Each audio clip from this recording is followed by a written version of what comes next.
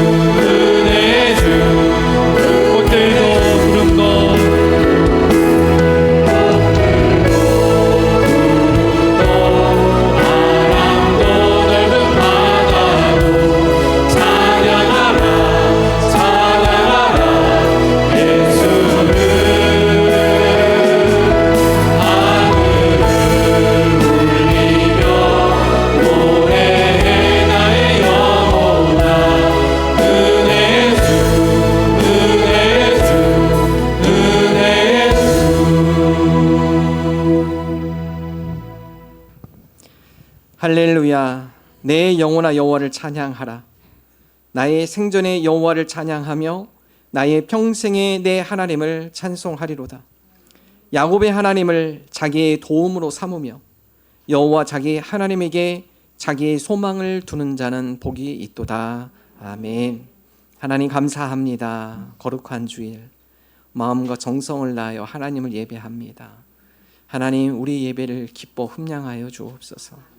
예배하는 각 심령 가운데 주님 임재하여 주옵소서. 찬양과 영광 받게 합당하신 예수님 이름으로 기도합니다.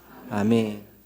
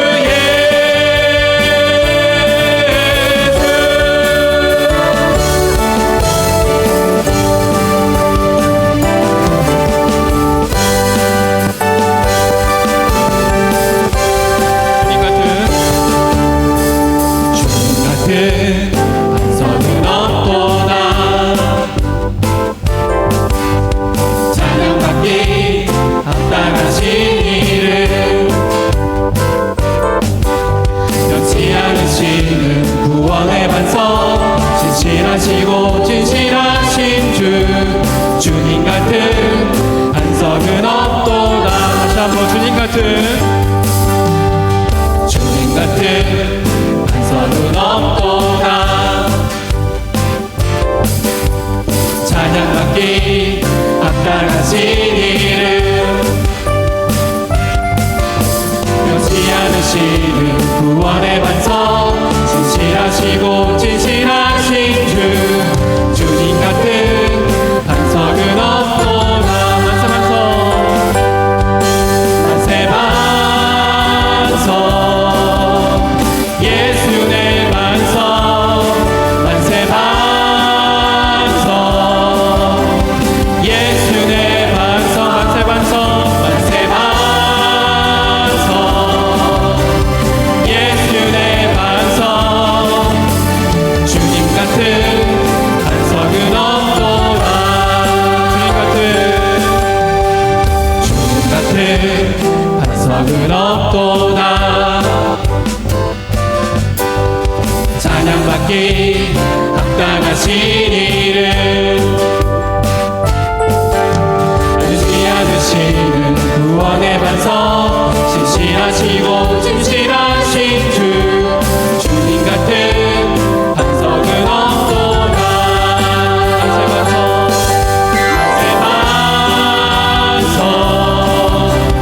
예수 내 반석 만세 반석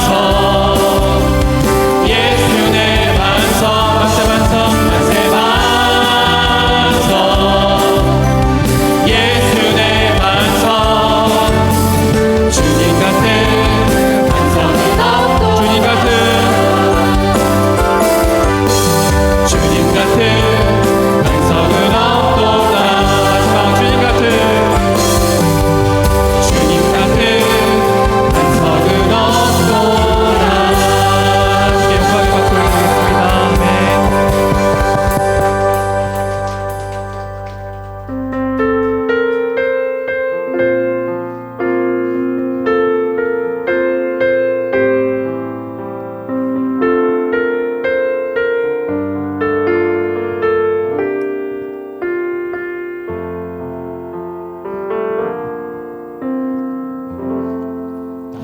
따스한 성령님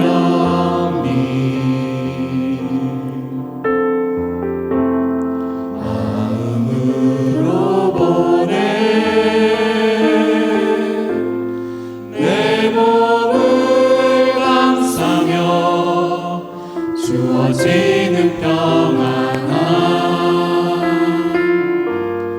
만족함을 느끼네. 따스한 성령님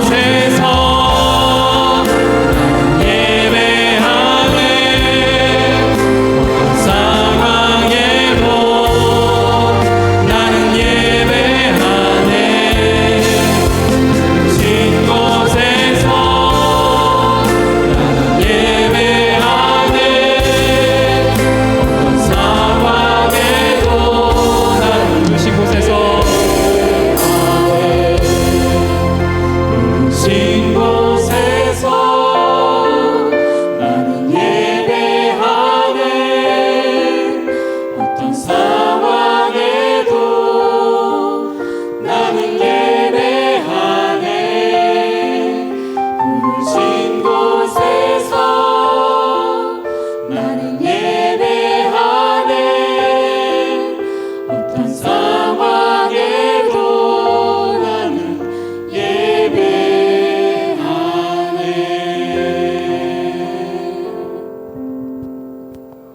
나는 전능하신 아버지 하나님 천지의 창조주를 믿습니다.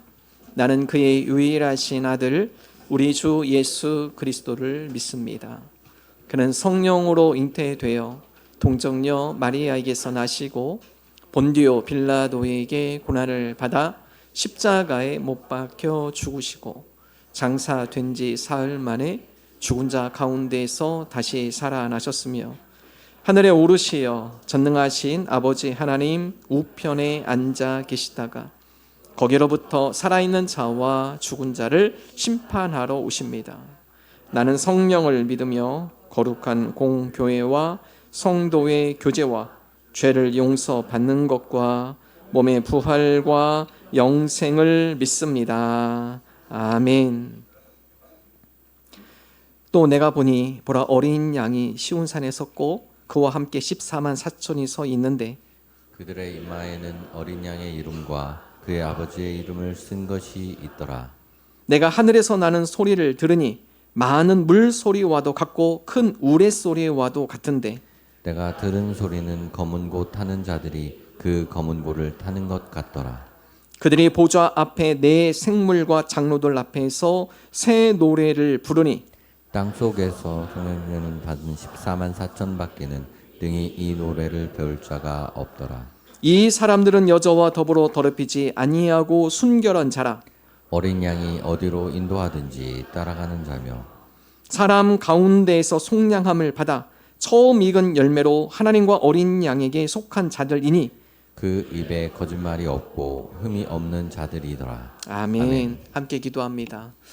하나님, 우리가 이 시대 가운데 세상의 풍조 따라 살아가는 것이 아니라 우리의 마음과 정성과 힘을 다하여 하나님 앞에 집중하며 하나님을 갈망하며 하나님을 사랑하는 하나님의 백성의 삶이 되게 하여 주옵소서.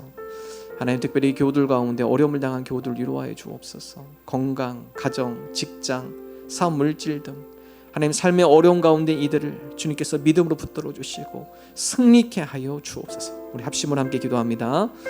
하나님 아버지 감사를 드립니다. 하나님, 우리가 이 시대 가운데 세상의 풍조 따라 사는 것이 아니라 하나님을 향한 마음으로 하나님을 갈망하며 온 힘과 뜻을 다하여 하나님을 사랑하며 하나님을 예배하며 하나님을 경외하며 주의 자녀들 되게 하여 주옵소서. 세상의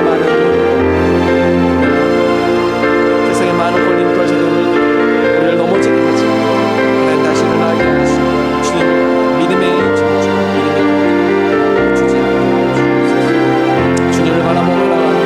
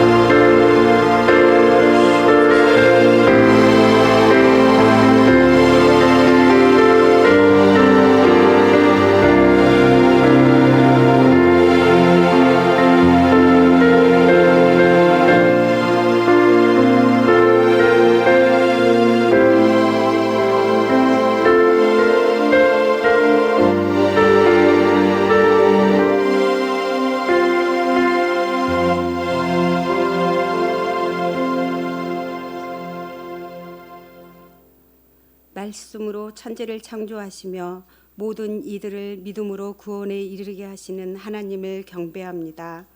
지난 한 주간도 주님께서 저희를 지켜주시고 인도하여 주셔서 이렇게 거룩한 주일 주님 성전으로 불러 예배를 드릴 수 있게 하심을 감사드립니다. 우리의 생각을 사로잡아 하나님께 집중하게 하시고 이 시간 온 마음과 정성을 다해 아버지 하나님을 높이며 찬양드리오니 기쁘게 받아 주시옵소서. 아버지 하나님, 이 시간 마음을 열고 진심으로 회개하는 자세로 나아갑니다. 한 주간도 말과 행동으로 많은 실수와 잘못을 저질렀습니다. 하나님의 마음을 아프게 하고 저희가 의도하지 않았더라도 또는 알면서도 저지른 행동들로 하나님의 법과 말씀을 어기고 자만과 이기심, 게으름, 나태함 또는 서운함에 사로잡혀 주님을 멀리하기도 했습니다. 세상 사람들과 구분된 삶을 살지 못하고 타성에 젖어 살고 있음을 고백합니다. 같은 죄를 반복하는 저희들 삶을 용서하여 주시옵소서. 오직 주님의 말씀으로 중심을 잡고 날마다 죄를 회개하며 돌이키는 삶을 원합니다. 죄에서 벗어나 주님의 빛 속에서 살아갈 힘을 주시옵소서.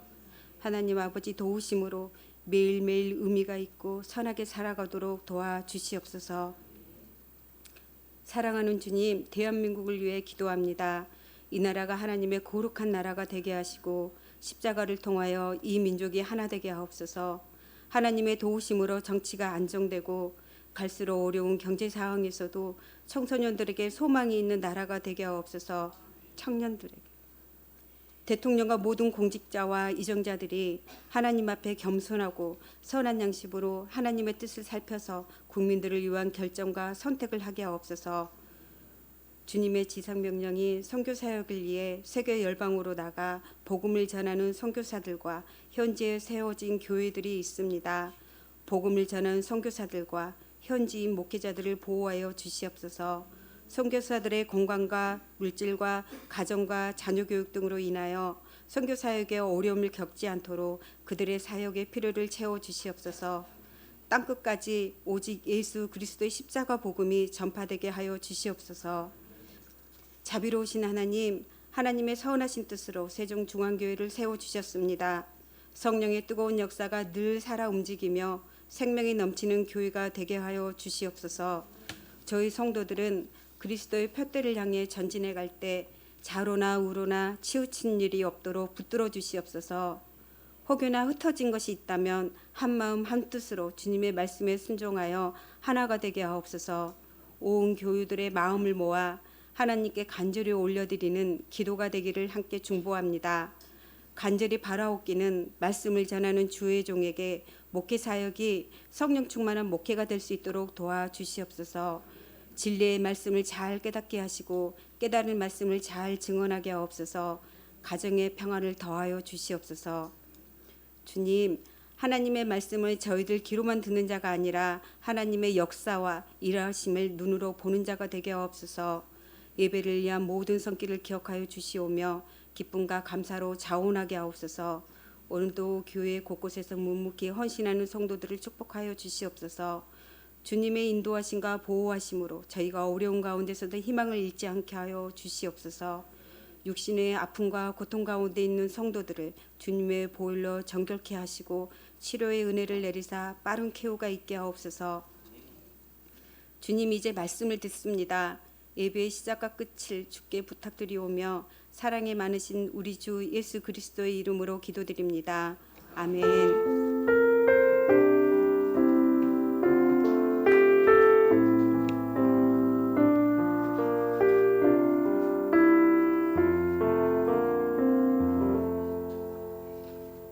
하나님 말씀 신명기 30장 1절에서 14절 한 절씩 교독합니다. 내가 내게 진술한 모든 복과 저주가 내게 임함으로 내가 내 하나님 여호와로부터 쫓겨간 모든 나라 가운데에서 이 일이 마음에서 기억이 나거든. 너와 내 자손이 내 하나님 여호와께로 돌아와 내가 오늘 내게 명령한 것을 온전히 따라 마음을 다하고 뜻을 다하여 여호와의 말씀을 청종하면 내 하나님 여호와께서 마음을 돌이키시고 너를 긍휼히 여기사 포로에서 돌아오게 하시되 내 하나님 여호와께서 흩으신 그 모든 백성 중에서 너를 모으시리니 내 쫓겨간 자들이 하늘가에 있을지라도 내 하나님 여호와께서 거기서 너를 모으실 것이며 거기서부터 너를 이끄실 것이라. 내 하나님 여호와께서 너를 내 조상들이 차지한 땅으로 돌아오게 하사 내게 다시 그것을 차지하게 하실 것이며 여호와께서 또 내게 선을 행하사 너를 내 조상들보다 더 번성하게 하실 것이며 내 하나님 여호와께서 내 마음과 내 자손의 마음에 할례를 베푸사 너로 마음을 다하여 뜻을 다하여 내 하나님 여호와를 사랑하게 하사 너로 생명을 얻게 하려 하실 것이며 내 하나님 여호와께서 내 적군과 너를 미워하고 핍박하던 자에게 이 모든 저주를 내리게 하시리니 너는 돌아와 다시 여호와의 말씀을 청종하고 내가 오늘 내게 명령하는 그 모든 명령을 행할 것이라. 네가 내 하나님 여호와의 말씀을 청종하여 이 율법책에 기록된 그의 명령과 규례를 지키고 내 마음을 다하며 뜻을 다하여 여호와 내 하나님께 돌아오면 내 하나님 여호와께서 내 손으로 하는 모든 일과 내 몸의 소생과 내 가축의 새끼와 내 토지의 소산을 많게 하시고 내게 복을 주시되 곧 여호와께서 내 조상들을 기뻐하신 것과 같이 너를 다시 기뻐하사 내게 복을 주시리라. 내가 오늘 내게 명령한 이 명령은 내게 어려운 것도 아니며 먼 것도 아니라 하늘에 있는 것이 아니니 네가 이르기를 누가 우리를 위하여 하늘에 올라가 그의 명령을 우리에게로 가지고 와서 우리에게 들려 행하게 하려 할 것이 아니요 이것이 바다 밖에 있는 것이 아니니 내가 이르기를 누가 우리를 위하여 바다를 건너가서 그의 명령을 우리에게로 가지고 와서 우리에게 들려 행하게 하랴 할 것도 아니라. 함께 읽습니다. 오직 그 말씀이 내게 매우 가까워서 내 입에 있으며 내 마음에 있은즉 내가 이를 행할 수 있느니라. 아멘. 아멘. 연세대학교 교수이신 김주환 교수님이 회복 탄력성이라는 책을 출판하셨습니다. 회복 탄력성. 역경과 인생의 어려움을 이겨낼 수 있는 마음의 근력, 힘. 회복을 빨리 하시는 분들 계시죠. 힘들고 어려운 일이 있지만은 슬럼프에 깊이 빠지지 않고 잠깐 빠졌다 다시 회복되어서 다시 삶의 활력을 얻으신 분, 회복 탄력성이 강하신 분들이죠. 이분들의 특징이 있습니다. 낙관주의, 긍정적 사고 이런 분들이 회복 탄력성이 강합니다.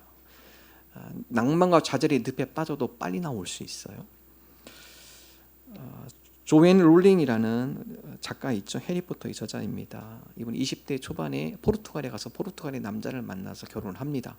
아이를 낳습니다. 딸을 낳습니다. 그리고 2년 뒤에 이혼을 하게 됩니다. 어린 딸과 함께 다시 영국으로 들어와서 무일푼 신사가 되어서 정부 보조금으로 근근히 먹고 사는 가난에 찌든 싱글맘이 되었습니다. 몇 번이고 어린 딸과 함께 죽어버리고 싶다는 생각도 많이 했고요. 혹독한 가난에 시달렸습니다. 심지어 우울증마저 그를 괴롭혔습니다. 그런 그녀에게 어린 딸에게 읽어줄 동화책 한 권도 살 수 없는 그런 상황 가운데 그녀는 아이를 읽어줄 수 있는 동화를 직접 쓰기 시작합니다. 그게 나온 것이 이제 해리포터죠. 전 세계적인 베스트셀러가 됐습니다. 힘들고 어렵지만 역경을 이겨내는 회복 탄력성이 강했습니다. 회복되어서 다시 성공의 가도를 달렸죠. 동화 작가 안데리슨 역시 회복 탄력성이 강한 인물입니다. 그는 매우 가난한 집안에서 태어나 초등학교도 다니지 못했습니다. 알코올 중독자 아버지를 만났고 아버지에게 어린 시절부터 학대를 당하며 자라왔습니다. 그런 비참한 상황 가운데 인생을 비관할 만도 하지만 그는 훗날 동화 작가로 명성을 떨친 후에 다음과 같이 고백합니다. 생각해보니 나의 역경은 정말 축복이었습니다. 가난했기에 성냥팔이 소녀를 쓸 수 있었고 못생겼다고 놀림을 받았기에 미운 오리 새끼를 쓸 수 있었습니다. 자신의 역경을 긍정적으로 바라보며 성공과 도약의 발판으로 만들었습니다. 회복 탄력성이 강한 분들의 특징입니다. 여러분 성경도 보면 성경의 인물들의 회복 탄력성이 아주 강해요. 아주 강합니다. 특별히 대표적인 인물로 요셉을 들 수 있죠. 형제들에게 버림당하고 배신당하죠. 누명을 씌워서 감옥에 갇히죠. 긴 여러 가지 인생의 좌절과 또 인생의 고난을 겪지만 좌절하지 않아요. 분명 하나님께서 나에게 주신 이 아름다운 꿈들, 하나님께서 나에게 주신 이 비전들은 언젠가 하나님의 때 하나님의 방법으로 이루어질 거라는 믿음이 있었죠. 믿음이 있었기 때문에 회복할 수 있었고 하나님의 뜻을 이룰 수 있었습니다. 모세 40년간 왕조로 지냈지만 그 위에 40년은요 이름 없는 도망자의 삶. 그러나 하나님께서 다시 그 40년 80세부터 120세까지는 이스라엘 민족의 지도자로 세웁니다. 여러분 이 모세가 상당히 내성적이고요. 말이 어눌하고요. 그 가운데 하나님께서 믿음 가운데 소망을 주고 그 가운데 은혜를 주고 다시 일어서죠. 민족의 지도자로 모세가 세움받게 되어집니다. 다윗 또한 마찬가지죠. 사울 왕의 살해 위협에 광야에 쫓겨다녀 살지만은 시편의 많은 고백을 보면 그가 하루하루 살아가는 게 너무나 힘들다고 하나님께 하소연해요. 그러나 오후가 되면 다시 회복이 됩니다. 하나님, 그럼에도 불구하고 내가 하나님을 찬양하렵니다. 오늘 하루 힘들고 어렵지만 그럼에도 불구하고 하나님 앞에 감사함으로 하나님께서 나의 산성이 되어주시고 나의 방패가 되어주시고 나의 바위가 되어줄 줄로 믿습니다. 다시 회복이 되어져요. 그리고 그 다음날 다시 또 힘차게 살아갑니다. 우리 성도들도 신앙의 회복 탄력성이 필요합니다. 혹시 믿음이 쇠퇴하셨나요? 신앙이 점점 식어졌습니까? 열정이 사라졌나요? 삶의 여러 가지 인생의 문제들 때문에 낙심하고 좌절한 마음이 있으십니까? 여러분 다시 회복되기를 소망합니다. 오늘 말씀은 신명기 30장은 모세가 이스라엘 백성에게 어떻게 우리가 회복되어져야 할 것인가를 가르쳐주고 있습니다. 특별히 이스라엘 백성들 너희가 하나님 앞에 불순종하여서 포로로 끌려갈 때, 포로 노예로 살아가며 그 가운데 인생의 고난과 어려움 가운데 좌절하고 낙심할 때 너희들이 어떻게 다시 회복돼야 할지 회복의 요소를 말씀해 주고 있습니다. 비단 이스라엘 백성뿐만 아니라 오늘 하나님의 백성으로 살아간 우리에게도 똑같이 해당되는 하나님의 말씀입니다. 신앙을 회복하기 위해서 우리는 어떻게 해야 할까요? 첫 번째, 여호와께 돌아오셔야 합니다. 여호와께 돌아오라. 신명기 30장 1절 2절 함께 읽겠습니다. 내가 내게 진술한 모든 복과 저주가 내게 임함으로 내가 내 하나님 여호와로부터 쫓겨간 모든 나라에서 이 일이 마음에서 기억이 나거든 너와 내 자손이 내 하나님 여호와께로 돌아와. 여러분 신명기 28장은요 쉐마 말씀, 하나님의 말씀을 청종하면 너희들이 이러한 복을 받는다. 그래서 신명기 28장은 복의 말씀 플러스 그 뒷부분 3분의 1은 뭡니까? 또 저주의 말씀이에요. 하나님의 말씀을 청종할 때는 내가 성읍에서도 복을 받고 들에서도 복을 받을 것이다. 네 광주리가 복을 받고 떡반죽이 복을 받을 것이다. 너와 너의 가축, 자녀들 풍성하게 될 거다. 하나님 말씀 청종할 때 이런 복이 있지만 반대로 말씀을 불순종하며 우상을 숭배하며 하나님과 멀어질 때 똑같은 저주가 성읍에서도 저주받고 들에서도 저주를 받을 것이다. 너희 자녀들과 더불어서 가축의 새끼들도 안 좋아질 거다. 광주리가 비어질 것이고 떡반죽 그릇도 비게 될 것이다. 전쟁에 가서 늘 패하게 될 것이다. 결국 다른 나라로 포로로 끌려가서 너희 인생이 너희 자녀들까지 후손들까지 비참한 삶을 살아갈 거다. 얘기하는 거죠. 여러분 30장에 바로 그러한 불순종으로 인해 포로로 끌려가서 인생의 고난과 좌절 가운데 있을 때 그때 어떻게 회복할 수 있을 건가? 첫 번째가 돌아오라는 거예요. 이 일이 생각나거든. 다시 여러분 신명기 30장 1절 볼까요? 자, 노란 줄 해놨습니다. 이 일이 마음에서 기억이 나거든 내 하나님 여호와로부터 쫓겨간 모든 나라 가운데 포로로 다 끌려가서 우리가 왜 이증인이 됐는가 삶을 회고해보고 되돌아보면 하나님 앞에 28장 그 말씀이 떠오르는 거죠. 순종하면 복이지만 불순종했을 때 이런 저주가 임한다는데 불순종의 결과였구나. 만약 이 일이 마음에서 기억이 나거든 깨닫게 되거든 어떻게 하라는 거예요? 회개하고 여호와께 돌아오는 거예요. 회개는요 입술의 고백만으로 끝나면 안 됩니다. 하나님 오늘 우리 삶 가운데 왠지 힘들고 어렵고 마음이 너무 우울하고 왠지 공허감에 사로잡혀 있고 어디로 갈지 모르고 방향을 잃은 것 같고 빨리 깨달으셔야 돼요. 하나님과의 수직적 관계가 바로 잡힐 때 수평적 관계가 균형이 잡힙니다. 뭔가 수평적 관계가 자꾸 깨지고 안 되고 이건 먼저요 하나님과 수직적 관계를 먼저 살피셔야 돼요. 하나님 우리가 주님과의 관계를 바른 관계를 맺고 있나요? 만약에 하나님의 이 수직적 관계 하나님과의 교제가 잘 이루어지지 않으면 하나님 우리가 다시 하나님 앞에 돌아갑니다. 우리의 관심이 하나님께 아니라 다른 곳에 우리의 마음이 빼앗겼다면 하나님 다시 주님 앞에 돌아옵니다. 하나님 앞에 돌아오는 것이 중요하죠. 누가복음 15장 탕자의 비유가 그렇습니다. 어느 아버지가 두 아들이 있어요. 큰아들 작은아들. 작은아들이 아버지에게 요구합니다. 내가 좀 독립해서 먼 나라에 가서 혼자 독립해 살겠습니다. 나의 분깃을 아버지 좀 주십시오. 아버지가 말려요. 아직 안 된다. 아직 독립할 때가 아니다. 너 먼 나라 가서 너 혼자 살아갈 수 없다. 좀 기다려라. 둘째 아들이 자꾸 아버지한테 항의합니다. 분깃을 주시죠. 제가 먼 나라 가서 제가 독립하면 살겠습니다. 하도 조르니까 아버지가 분깃을 줘요. 아니나 다를까 재산을 다 탕진했어요. 허랑방탕하게 살았습니다. 아버지가 주신 모든 그 재산을 다 낭비했어요. 어떻게 해서 먹고 살아야 하니까 근데 또 그 나라에 가뭄이 왔어요. 돼지 치는 농장에 들어가서 월급 안 줘도 되니까 그냥 밥만 주십시오. 살다 보니까 이 가뭄이 오니까 이 사람 먹을 것도 구할 수 없어요. 그 나중에 어떻게 한 거야? 둘째 아들이 돼지가 먹는 밥, 쥐염 열매를 손으로 푹 뜹니다. 먹으려고 하니까 누가 생각나냐? 자기 집이 생각나요. 아버지 집이 생각나요. 내가 아버지 집에 머물러 있으면 이렇게 비참하고는 안 당하는데 이 뭐예요? 완전히 거렁뱅이에. 아버지 집에 있을 때는 먹거리도 풍부하고 좋은 옷을 입고 편안히 쉴 수 있는데 이건 노예로 들어와가지고 인간 이하의 취급을 받고 돼지가 먹는 그 배고파서 그 돼지의 밥을 내가 뺏어 먹으려고 비참한 거죠. 자, 그때 이 아들이 깨달아요. 아, 다시 돌아가야겠다 아버지 집으로. 여러분 그거 현명한 겁니다. 뒤늦었지만 깨달은 건 현명한 거예요. 돌아서는 게 중요합니다. 누가복음 15장 18절 함께 읽겠습니다. 내가 일어나 아버지께 가서 이르기를 내 아버지 내가 하늘과 아버지께 죄를 지었사오니. 먼저 깨닫는 거죠. 아, 내가 아버지 뜻을 어기고 내 마음대로 사는 게 잘 사는 게 아니었구나. 그건 방탕의 삶이었구나. 뭐가 안전한 삶이에요?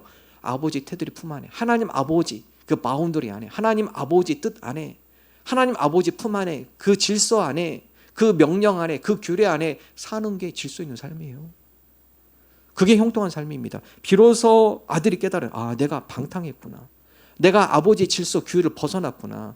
이게 잘못된 삶이구나. 내가 아버지께 죄를 지었사오니 다시 아버지께로 돌아가야겠다. 누가복음 15장 20절 읽습니다. 이에 일어나서 아버지께로 돌아가니라. 아버지께로 내가 돌아가야겠다. 돌아가야겠다. 여러분, 이게 현명한 자예요. 여러분, 아버지가 어떻게 했을까요? 이런 못된 자식 나가! 이랬을까요? 그렇지 않아요.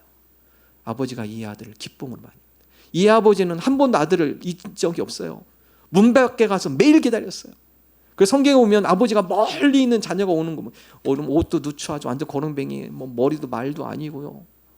그런 그 아들을 누가 알아봅니까? 다른 사람 잘 몰라도 동네 사람 몰라요. 이 사람 누군가? 아버지는 한눈에 알아보죠. 아들이다. 멀리 있는 아들을 알아보면 아버지가 달려가서 그의 목을 껴안고 그를 잔치를 열어줍니다. 누가복음 15장 20절. 15장 20절. 누가복음 15장 20절 먼저 한번 읽어보겠습니다. 이에 일어나서 아버지께로 돌아가니라. 15장 20절. 예.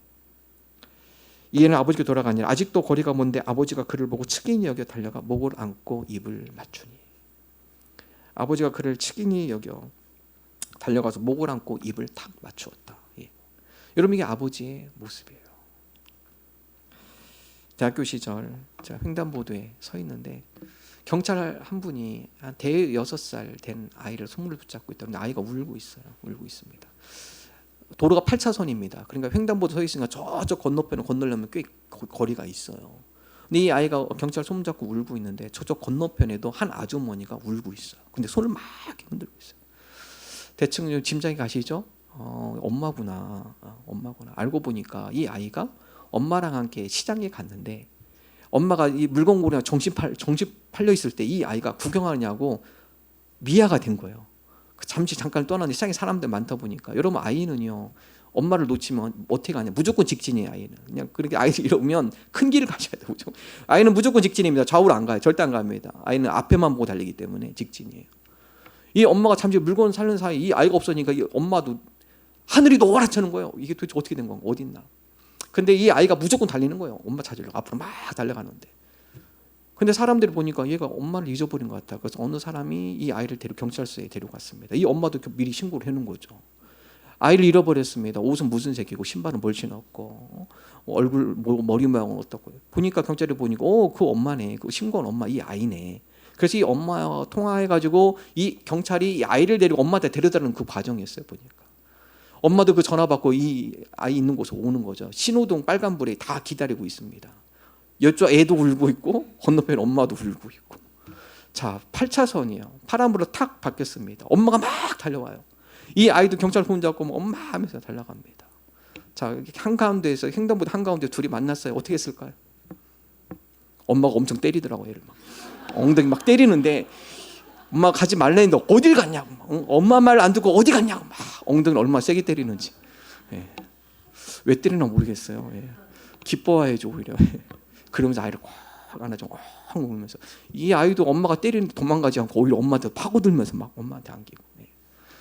여러분, 이게 부모의 심정 아닙니까? 렘브란트라는 화가가 담가둔 그림을 그렸어요. 돌아온 탕자. 탕자 보면요. 여러분, 이 탕자는 어떻습니까? 완전히 거렁뱅이 다 됐어요. 먼 나라 가서 허랑방탕한 삶, 돈도 다 잊어버리고 가뭄이 들고 먹을 것이 없고, 그 옷은 완전히 누더기요. 머리도 다 삭발하게 됐고, 신발 보면 신발도 다 밑창이 다 떨어졌어요. 신발 구할 수 없으니까 밑창 떨어진 그 신발 신고 꾸역꾸역 해가지고 자기 아버지께 오는 거예요. 사람들은 다들 싫어할 수 있어요. 냄새 나죠. 뭐 냄새도 지독하게 날 거고. 그런데 그를 누가 안아주나요? 그의 아버지는 기쁨이에요. 누더기 옷을 거렁뱅이가 돼서 비록 이곳에 빈털터리를 왔지만 그래도 아버지는 그 아들이 돌아온 것이 기쁨이에요. 기쁨입니다. 여러분, 이게 바로 하나님 아버지의 마음이에요. 기다리시는 아버지. 여러분, 때로는 우리가 하나님을 불순종해서 좀 떠날 수 있습니다. 다시 돌아오십시오. 하나님이 기뻐하세요. 하나님은 그것을 기다리고 계세요. 하나님 바로 그러한 자들 사랑으로 품어주십니다. 여러분, 거기에 회복이 있는 거예요. 하나님의 사랑에 다시 우리가 감격하고 다시 일어서고 그건 다시 회복되어질 수 있습니다. 하나님, 오늘날 우리가 아버지 품을 떠나 방황하고 신앙의 낙심과 좌절에 빠져 있다면 다시 하나님 앞에 돌아서게 하여 주옵소서. 하나님은 돌아온 자녀들을 긍휼히 여기시고 사랑으로 품어주시는 줄로 믿습니다. 우리에게 다시 회복의 은혜를 주옵소서. 아버지의 사랑으로 회복되게 하여 주옵소서. 이러한 믿음을 나가는 저와 여러분 되시기를 주님의 이름으로 축원합니다. 두 번째, 회복되기 위해서는요, 모세는 이스라엘 백성은 마음의 할례를 받아야 한다. 이거는 다른 말로 표현하면 성령의 충만함이 있어야 돼요. 회복은 우리 힘으로 되지 않습니다. 하나님의 거룩한 영이 우리를 정결케 하고 하나님의 거룩한 영이 우리의 영혼에 새 활력을 불어 넣어주실 때 그때 속사람이 변화되고 회복이 일어나는 겁니다. 그래서 모세는 이스라엘 백성에게 너희들이 하나님의 말씀을 청종하면 하나님께서 너희 마음의 할례를 베푸실 거다. 너희의 마음의 할례를 베풀면 너희가 다시 하나님을 사랑하게 될 것이고 너희가 생명 가운데 거하게 될 것이다. 신명기 30장 6절 함께 읽습니다. 내 하나님 여호와께서 내 마음과 내 자손의 마음의 할례를 베푸사 너로 마음을 다하며 뜻을 다하여 내 하나님 여호와를 사랑하게 하사 너로 생명을 얻게 하실 것이며. 여러분, 이 전제는요, 그 앞에 보면 내 하나님 여호와의 말씀 청종하면이라는 전제가 나오고요. 그럴 때 청종할 때 하나님께서 어떻게 해요? 내 마음과 자손의 마음에 할례를 베푼다. 여러분, 할례라는 것은 구별됨이에요. 유대인들은 다 할례하죠. 이거는 뭐냐? 우리가 다른 민족과 똑같이 살지 않는다. 우리는 구별된 백성이다. 즉 우리는 거룩한 백성. 이게 할례의 상징입니다. 할례를 받는다는 것은 하나님, 우리가 하나님의 백성으로 다른 사람들과 구별되게 살겠습니다. 거룩하게 살겠습니다. 여러분, 사도 바울은 유대인들이 뭐라고 하죠? 야, 외적인 할례 중요한 거 아니야. 더 중요한 건 뭐냐? 너희들 마음의 할례를 해. 외적으로 만지 거룩한처럼 보이지만 너희들 마음속으로 온갖 탐욕과 온갖 음란과 온갖 죄악으로 가득한데 이 이스라엘의 무덤은요, 회칠한 무덤이라고 해가지고요, 겉은 밖은요 하얀 이 석회가루를 바르기 때문에 멀리서 보면 반짝반짝 빛나고 멋있어요. 근데 그 무덤 안에 뭐가 있습니까? 죽은 시체에 수많은 더러운 바이러스들이 있는 거예요. 똑같이 유대인들이 얘기합니다. 너희들이 회찰한 무덤이야. 겉은 마치 화려한 것처럼 하지만 정결한 것 같지만 속은 하나님 보시기에 완전히 부패했구나. 완전히 썩었구나. 완전히 죄악으로 가득 찼구나. 그래서 마음의 할례가 중요한 거예요. 마음이 거룩함이 중요한 거예요. 속사람이 바뀌지 않으면 겉사람은 절대 안 바뀝니다. 내가 겉사람 바꾸려고 자기 개발서 몇 번 읽어도요, 내 속사람이 하나님의 영으로 거룩되지 않으면, 속사람이 변하지 않으면 작심삼일이에요. 또 옛날보다 또 나옵니다. 그래서 변화는 어디서 시작이 되느냐? 속사람의 변화. 속사람의 변화는 뭘로 시작이 되는 거죠? 성령의 충만함 가운데, 하나님의 영이 우리 가운데 충만할 때 속사람이 변화됩니다. 영적인 변화가 일어나는 거예요. 그럴 때 겉사람은 자연적으로 변화가 되는 거예요. 거꾸로 하려고 그래요. 겉부터 변화되고 속도 바뀌어야지. 순서를 바꾸셔야 돼요. 하나님, 내 속사람이 먼저 성령으로 충만하여서, 성령님 어떤 은혜를 주시죠? 하나님 뜻대로 살고 싶은 마음을 주시고 또한 그 뜻을 행할 수 있는 능력도 힘도 주시는 거예요. 그래서 마음의 할례가 중요해요. 주님, 모세가 이스라엘 백성에게 먼저 하나님의 말씀을 청종하며 너희 속사람이 성령으로 충만해야 한다고. 왜 하나님의 말씀을 들을 때 우리에게 성령이 임하죠? 하나님의 말씀은 성령의 감동으로 쓰여진 말씀이기 때문에 그래요. 하나님의 감동, 성령의 감동으로 쓰여진 하나님의 말씀을 우리가 가까이 하며 그 말씀을 읽을 때 성령님께서 우리의 마음에 감동을 주시고요, 우리의 마음 가운데 성령님이 내주하시고 그 가운데 성령님으로 충만하게 되어질 때 우리의 속사람이 변화되어 하나님 뜻대로 살고 싶은 마음이 먼저 생기는 거고 행할 수 있는 능력도, 새 힘도 부여받게 되는 것이죠. 반면 우리가 충만하지 않을 때 어떻게 되죠? 세상에 동화됩니다. 우리가 성령으로 충만이 되지 않으면 세상에 동화됩니다. 이 동화라는 게 위험한 건데요, 개구리는 15도의 온도에서 수영을 하기를 좋아해요. 주전자 속에 개구리 여러분 많이 들어보셨죠? 15도 적당한 온도에서 개구리가 수영 잘하다가 이 물을 조금씩 데피면 개구리는 모릅니다. 15도에서 20도, 20도에서 25도. 뭡니까? 점점 개구리가 동화돼요. 이 물 온도에 동화가 됩니다. 세속적 그리스도인이요, 우리가 성령으로 충만하지 않으면 세상 사람들 그곳에 나도 모르게 동화가 돼요. 이렇게 사는 거구나. 아, 이렇게 살아가야지. 이렇게 사는 게 맞구나. 나도 모르게 그리스도인이 아닌 세속인이 되어집니다. 이게 동화라는 게 무서운 거죠. 여러분, 이스라엘 백성이 그랬습니다. 하나님의 말씀, 너희를 우상 숭배하지 말고 이방 우상 숭배 기웃거리지 마. 근데 이 가나안 땅에 가보니까요, 너무나 좋은 풍년을 준다는 신들이 많아요. 비를 내린다는 신도 많고, 이걸 섬겨야 부자가 된다. 농사가 잘 되고 이 좋은 추수를 하기 때문에 부자가 될 수 있다. 여러분, 마음이 흔들리는 거죠. 흔들려요. 부자 된다는데 마음이 안 흔들리겠어요? 지금도 그러는데 가나안 시대는 더 그렇죠. 이스라엘 백성이 자꾸 기웃기웃합니다. 신명기 30장 17절 18절, 그때 망하는 거예요. 자, 한번 읽겠습니다. 그러나 내가 만일 마음을 돌이켜 듣지 아니하고 유혹을 받아 다른 신들에게 절하고 그를 섬기면 내가 오늘 너희에게 선언하노니 너희가 반드시 망할 것이라. 너희가 요단을 건너가서 차지할 땅에서 너희의 날이 길지 못할 것이니라. 여러분, 유혹은 언제 받죠? 우리의 마음이 성령으로 충만하지 않으면 하나님 뜻대로 살고 싶은 마음도 없어요. 그럼 자연적으로 세상에 동화됩니다. 그쪽으로 가게 돼 있어요. 여러분, 세상은 호락호락하지 않아요? 어떻게 살아도 하나님의 백성의 마음을 빼앗으려고 하고 하나님께 집중한 우리의 집중력, 우리의 관심을 세상으로 돌리려고 끊임없이 유혹하는 게 세속이에요. 우리 눈에 보이는 그런 모든 것들이 그러지 않습니까? 특별히 자본주의 시대. 자본주의 시대에 위험한 것이에요. 소비 중독증입니다. 나는 쇼핑한다. 고로 존재한다. 예. 뭐 쇼핑하지 않으면 내가 존재하지 않는 것 같다. 뭐 쇼핑할 때면 내가 존재하는 것 같다. 느낌이 막 살아있는 것 같고요. 소비 중독증이 이 현대 이 자본주의의 중독 중에 하나입니다. 텔레비전 광고에서 아름다운 여성이 숲속을 막 달리고 있습니다. 숲속을 막 달리고 있는데 갑자기 이 화면이 아파트 실내로 싹 바뀌면서 런닝머신 위를 막 달리는 모습 바뀝니다. 그리고 이렇게 말합니다. 이 런닝머신을 사십시오. 숲속을 달리는 것처럼 상쾌하며 이 여인처럼 아름다워집니다. 그 사람들이 막 카드 긁어요. 와, 야, 이런 생각해 보세요, 여러분. 그 런닝머신을 타고 집에서 도는 거하고, 여러분 조금만 나가도 아파트 얼마나 정원 잘 돼 있어요. 조금만 걸어도 옷을 이렇게 둘레길 얼마나 좋습니까? 여러분, 거기 걷는 거하고 런닝머신 걷는 거하고 어디가 더 건강할까요? 당연히 밖에 걷는 게 건강하죠. 그러나 그럼 그때는 이 분별력을 잃어요. 러닝머신 사서 나 저 여인처럼 날씬해가지고 나 저 미를 갖고 와야겠다. 그냥 막 그러면 됐습니다. 여러분, 이게 단순해요. 쉽게 넘어갑니다. 광고의 90%는요 거짓말입니다. 제가 하는 얘기가 아니라 광고 전문가들이 하는 얘기입니다. 광고의 90%는 다 거짓말이에요. 그 세상은 자꾸 우리는 어떻게 해요? 저거 가져야 너 행복해. 저거 가지면 너 누려야만 네가 잘 사는 거야. 너 저거 사야만, 이것을 해야만 즐거움이 있는 거야. 얼마나 잘 포장해요. 우리를 자꾸 소비하도록 만드는 거야. 만들고. 그래서 그게 올 때까지 얼마나 기다리는 그 기대감, 도착했을 때 그 포장을 뜯는 기쁨. 이게 소비 중독증입니다. 여러분, 세상은 끊임없이 우리를 하나님께 집중하기보다는 세상적으로 우리의 마음을 끌어들이고요. 그러다 보니까 이 다양한 곳에 우리 마음이 분산되니까 하나님 앞에 집중하는 게 힘들어요.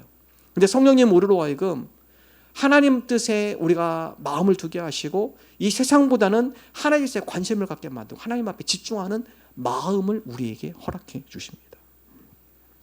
성경은 다음같이 말씀하고 있죠. 세상의 소유가 기쁨이 아니라 하나님과의 교제가 기쁨이고 하나님을 기뻐하는 삶, 이것이 바로 복된 삶이다.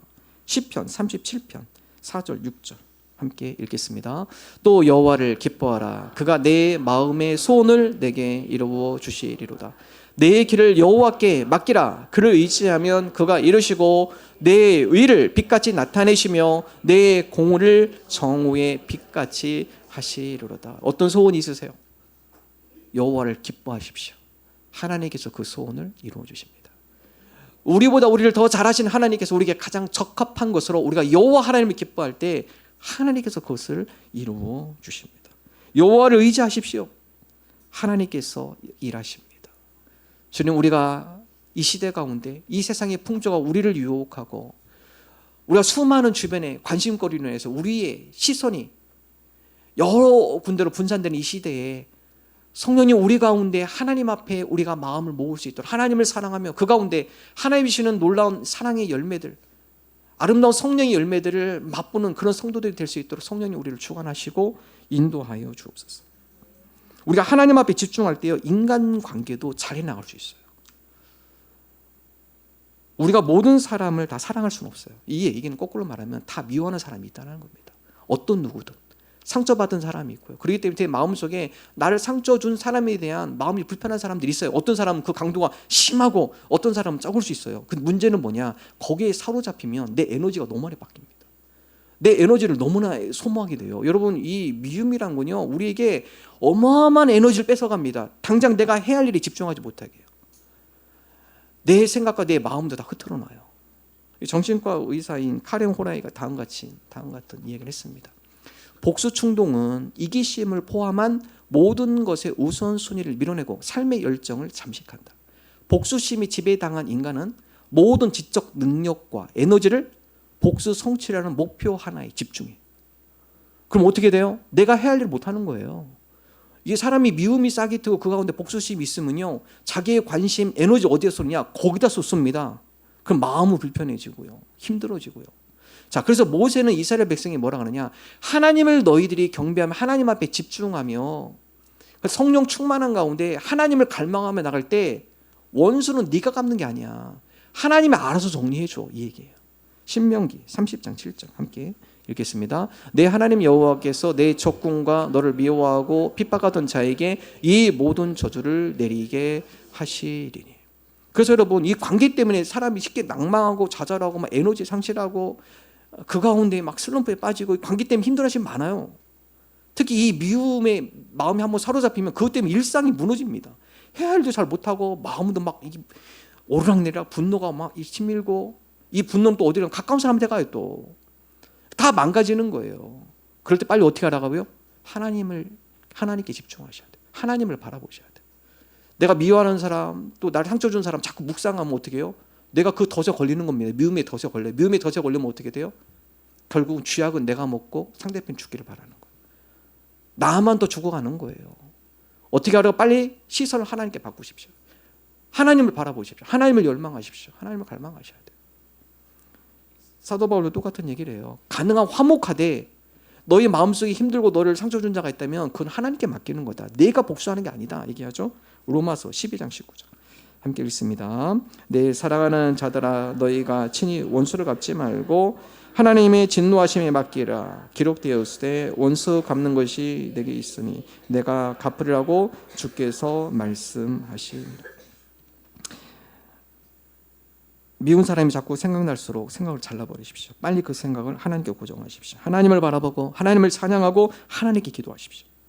하나님께 집중하면, 더욱 하나님을 사랑하며 나가면 우리가 그 사람에게 대한 에너지를 뺏기지 않고요, 하나님 앞에 집중하는 건데 하나님께서 관계를 더 좋은 방법으로, 좋은 방향으로 하나님께서 관계를 해결해 주십니다. 성령으로 충만하여 하나님을 갈망하고 하나님 앞에 더 가까이 나아감으로 우리 가운데 회복의 은혜를 누린 저와 여러분 되시기를 주님의 이름으로 축원합니다. 마지막 세 번째, 행해라. 행해라예요. 신명기 30장 14절 함께 읽습니다. 오늘 그 말씀이 내게 매우 가까워서 내 입에 있으며 내 마음에 있은즉 내가 이를 행할 수 있느니라. 이런 회복과 열매는요, 생각하고 내가 그것을 그냥 마음에 품고 이걸 끝나면 안 됩니다. 그것을 어디 행동으로 표현하는 데까지 나가야 돼요. 행동으로 나가야 합니다. 그래서 모세가 뭐라 그러냐, 오늘 이 말씀이 어려운 거 아니야 얘기하죠. 내 마음에 있고 내 입에 있기 때문에 이를 네가 행할 수 있다 선포해요.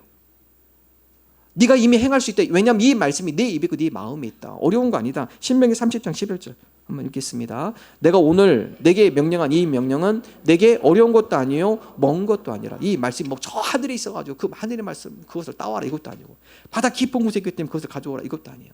모세는 이스라엘 백성에게 이 하나님의 말씀을 돌에 새겨서 너희들 자손들이 늘 이 말씀을 가까이 묵상하고 랍비들 제사장을 통하여서 이 말씀을 늘 강론할 것이고, 너희 부모들을 통해서 늘 집안에서 이 말씀을 함께 배울 거다. 멀리 있지 않다, 가까이 있다. 단 중요한 게 뭐예요? 행하는 게 중요하다. 가까이 있는 이 말씀을 실천해라. 이 말씀을 적용해라. 회복은 하나님의 말씀에 은혜를 받고 그 말씀을 순종으로 실행을 할 때 그때 회복이 있는 겁니다. 열매는 거기서 맺히는 거예요. 생각만 한다, 은혜를 받아 그 마음에 품었다, 여러분 거기서는 반쪽이에요. 하나님 오늘 이 은혜 받고 또 나에게 필요한 이 말씀을 내가 월요일부터 토요일까지는 말씀 붙들고 살아가겠습니다. 순종하겠습니다. 행하겠습니다. 자꾸 미워하는 사람이 떠오를 때마다 내가 그 하나님을 찬양하고 시선을 잡고 하나님 앞에 고정시키겠습니다. 행동하셔야 돼요. 하셔야 돼요. 하나님, 내가 뭔가 하나님의 회초리를 맞아서 뭔가 일이 잘 안 풀리고 내 마음이 좌절스럽고 낙심할 때 다시 내가 하나님 앞에 돌아오겠습니다. 내 방향을 바꾸겠습니다. 실천하셔야 돼요. 행동을 옮기셔야 돼요. 야고보서 2장 22절, 믿음은 행함으로 온전해집니다. 함께 읽습니다. 내가 보거니와 믿음이 그의 행함과 함께 일하고 행함으로 믿음이 온전하게 되었느니라. 믿음이 온전하게 되는 건 뭐예요? 행함이 함께 일하고 행함으로 믿음이 우리에게 온전함을 이루게 합니다. 온전한 믿음, 행함이 함께 동반이 되어야 합니다. 아브라함이 그랬어요. 하나님께서 아브라함 불러서, 야, 너 지금 잘 살고 안정돼 있는데 떠나. 내가 내게 지시하는 땅, 네 본토 친척 아비집을 떠나. 이 안전한 이 안전지대를 떠나. 그럼 내가 너로 하여금 큰 민족이 되게 하겠어. 상식적으로 생각하면 아니거든요. 상식적으로 생각할 때는 그거 되게 힘든 거예요. 아니 이 부족을 떠나서 다른 부족에게 위험이 노출이 되고 어떻게 안전을 보장할 수 있습니까? 아브라함이 어떻게 하죠? 행하는 거예요. 그냥 하라니까 미리 알려준 것도 아니에요. 그냥 가, 떠나겠습니다. 텐트 다 젖고 떠나죠. 떠납니다. 나중에 하나님께서 그를 믿음의 조상, 큰 민족의 조상으로 삼으시죠. 모세가 하나님의 말씀에 순종합니다. 나 바로왕이 못 써요. 부족해요. 걱정 마. 내가 할 말을 알려주고 내가 바로의 마음을 움직일 때는 그냥 해. 모세가 그 말씀에 순종해서 그냥 하잖아요. 하나님께서 바로에게 10가지 재앙을 보내고 바로의 고집을 꺾고 바로의 군대를 다 침몰시켜버리고 순종하니까 하나님께서 일하시죠. 믿음은 just do it이에요. 그냥 하는 겁니다. 하나님, 내가 생각하고 계산하고 재고 그러면 하나님 역사는 일어나지 않아요. 하나님, 그 말씀에 내가 순종할 때 하나님께서 부족한 부분 채우시고 일하실 줄로 믿습니다. 월트 디즈니라는 분이 계시면 디즈니랜드 설립자이죠. 이 월트 디즈니라는 분, 이분이 원래 만화를 잘 그리신 분이에요. 근데 그 당시 시대는 만화가 그렇게 흥행하지 않았습니다. 그래서 자기가 만화를 그려서 많은 영화사에 줬지만 안 받아요. 다 퇴짜 받습니다. 돈도 없고 형 창고에 가서 그림을 그리는데 생쥐 한 마리를 봐요. 그걸 생쥐를 이렇게 그려가지고 나온 게 뭡니까? 미키마우스죠. 대박을 쳤잖아요. 미키마우스. 여러분, 이 월트 디즈니 씨가 디즈니랜드 아이들을 위한 놀이동산을 한번 잘 만들고 싶다. 그래서 뭐 프랑스도 있고 뭐 중국도 일본도 있고 미국도 있잖아요. 코로나 시즌에 다른 데 힘들었지만 이 디즈니랜드는 뭐 코로나 시즌에도 매년 2천만 명 이상이 왔다고 그러니까 어마어마하게 온 거죠. 근데 여러분, 이 월트 디즈니라는 분이요, 이 디즈니랜드에 대한 여러 구상과 계획들을 해놓고 결국에는 못 봤습니다. 그 완공식에 되기 전에 죽었어요. 죽었습니다. 결국 디즈니랜드 그럼 못 봤어요. 완공식 하는 자리에 못 갔습니다. 자, 많은 기자들이 모여서 이 월트 디즈니의 아내가 간단히 인사를 하고, 기자가 질문합니다. 남편이신 월트 디즈니 씨가 사실 이걸 봤어야 돼요. 이렇게 어마어마한 이 디즈니랜드 아이들의 꿈의 동산, 이 완공된 이 모습을 봤어야 하는데요. 근데 그 아내가 얘기하죠. 무슨 말씀이세요? 제 남편은 오래전부터 봤습니다. 이미 제 남편 마음속에는 이 디즈니랜드가 다 완성이 됐고 곳곳이 어떻게 생긴지를 이미 마음속으로 그는 다 봐왔습니다. 월트 디즈니 씨가 한 유명한 얘기가 있어요. 보면 첫째 생각하라, 둘째 믿어라, 셋째 꿈꿔라, 그리고 마지막 덤벼들어라. 이 월트 디즈니 강조하는 거예요. 행동으로 좀 옮겨라. 꿈만 꾸지 말고. 이분이 시를 했죠. 행동으로 옮겨라. 여러분, 거기에 역사가 일어나는 거예요. 거기에 열매가 맺히는 겁니다. 자꾸 생각만 하고 꿈만 꾸고 그럼 이루어지지 않아요. 행동으로 옮기십시오. 여러분, 말씀도 마찬가지입니다. 들었어요. 암송하셨어요. 또 큐티통에 묵상했습니다. 그 다음은 행동으로 실천하셔야 돼요. 그때 회복이 있습니다. 그때 열매가 맺히는 겁니다. 그때 하나님이 일하세요. 하나님의 능력을 맛보게 될 것입니다. 성령님은 우리로 하여금 하나님의 뜻대로 살고 싶은 마음을 주실 뿐만 아니라 행할 수 있는 능력도 주셔요. 그래서 사도 바울은 단같이 사도행전은 예수님께서 사도행전을 통해 단같이 말씀하시죠. 사도행전 1장 8절 함께 읽습니다. 오직 성령이 너희에게 임하시면 너희가 권능을 받고 예루살렘과 온 유대와 사마리아와 땅끝까지 이르러 내 증인이 되리라 하시니라. 이 내일부터 외울 말씀인데요. 성령이 너희에게 임하시면 우리가 뭘 받습니까? 권능, 능력, 듀나미스, 엄청난 폭발력이거든요. 신앙생활 우리 힘으로 하는 게 아닙니다. 마음의 상처도 내가 고칠 수 있는 게 아니에요. 성령의 감화 감동이 있을 때 치유가 되는 거예요. 내가 하나님의 뜻을 살고 싶은 것도요, 하나님께서 성령으로 내 마음에 감동을 주실 때 이 마음이 감동이 될 때 움직이지 하락해서 되지 않잖아요. 성령님 우리를 감화 감동시키시사 우리로 하여금 하나님 뜻 가운데 우리가 돌아서게 하여 주시고 하나님의 뜻대로 살고 싶은 마음을 우리에게 허락하여 주옵소서. 성령 충만한 가운데 우리가 주의 말씀을 따라 행할 수 있는 능력도 우리에게 허락하여 주옵소서. 우리가 이러한 믿음의 고백을 담아 함께 찬양하기 원합니다. 마음이 상한 자를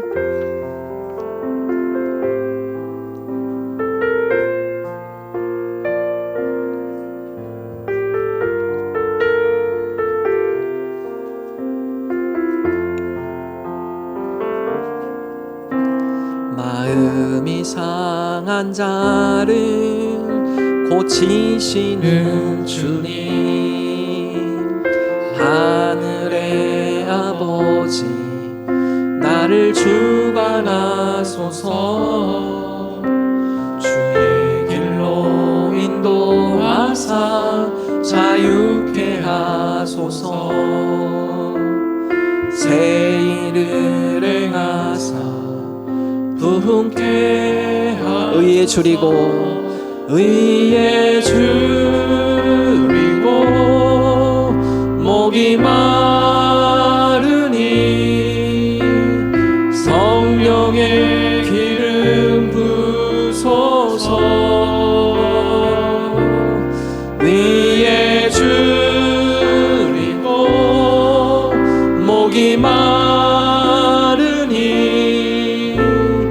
내 잔을 채워 주소서. 성령으로 채우사 성령으로 채우사 주 보게 하소서. 주의 임재 속에 주의 임재 속에 은혜 알게 하소서. 은혜 알게 하소서. 주 뜻대로 살아가리 주 뜻대로 살아가리 세상 끝날까지 나를 믿으시고 새날 열어주소서. 위에 줄이고 목이 마르니 성령의 길을 부소서. 위에 줄이고 목이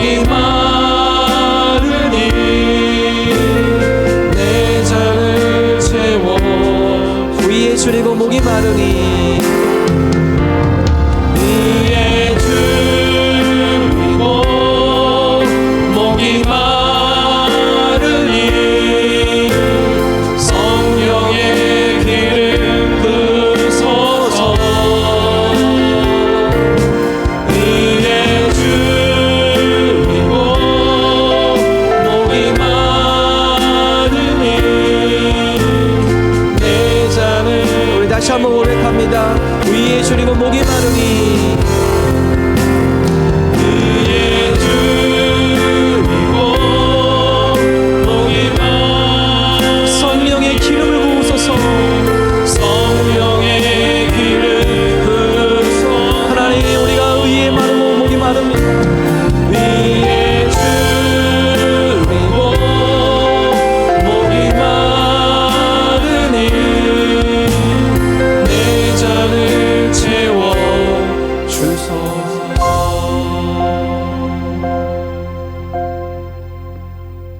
하나님 우리 인생의 공허감을 세상에서 찾지 않게 하여 주옵소서.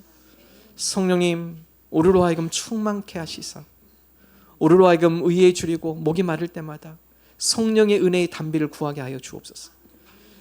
성령님께서 우리의 마음을 하나님 뜻대로 살고 싶은 마음을 주시고 또한 그 뜻대로 행할 수 있는 능력도 우리에게 주실 줄로 믿습니다. 우리가 하나님 앞에 돌아서게 하여 주옵소서.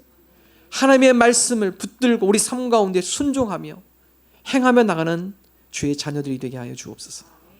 주님 앞에 나올 때 마음과 정성을 담아 예물을 올려드립니다. 우리의 마음 주님 기뻐 받아주시고 하나님의 영광이 일세지는 거룩한 예물 되게 하여 주옵소서. 이제는 우리의 구원자 되시는 예수 그리스도의 은혜와 하나님 아버지의 사랑하심과 성령님의 감화감동 역사하심이 성령 충만하여 하나님 뜻대로 살아가며 우리 삶 가운데 회복과 열매를 맺기를 소망하는 하나님의 자녀들과 권속들 위해 영원토록 함께 하시기를 축원하옵나이다. 아멘.